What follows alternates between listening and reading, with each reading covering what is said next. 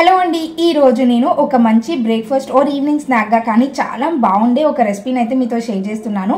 అందుకోసం మనము Indus valley నుంచి ఈ గుంత పునుగుల పాన్ అయితే తీసుకున్నాను. దీనికి ఎటువంటి సీజనింగ్ లేకుండా డైరెక్ట్ గా వాష్ చేసి కొంచెం ఆయిల్ అప్లై చేసి పక్కన పెట్టేసుకోండి.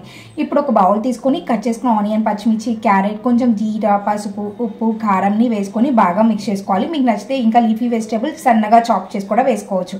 ఇప్పుడు దీంట్లోనే మనము 4 or 5 eggs ని బ్రేక్ చేసుకొని వేసుకొని బాగా మిక్స్ చేసుకోవాలి. మనం బాగా మిక్స్ చేసుకుంటే మంచిగా పొంగుతాయి అనమాట.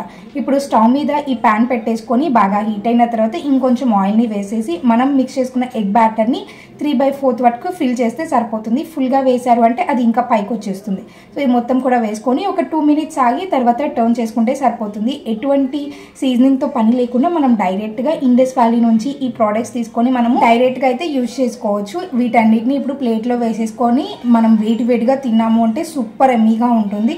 మీరు కూడా ఇండస్ వ్యాలీ నుంచి ఈ గుంత పునుగు ప్యాన్ తీసుకోవాలి అనుకుంటే మీరు నా కూపన్ కోడ్ పాసం భవానీ యూజ్ చేసినట్లయితే మీకు ఎక్స్ట్రా 20% ఆఫ్ వస్తుంది. ఈ ఛాన్స్ని అసలు మిస్ చేసుకోకండి. బై ది వే ఈ రెసిపీ సూపర్గా ఉంది.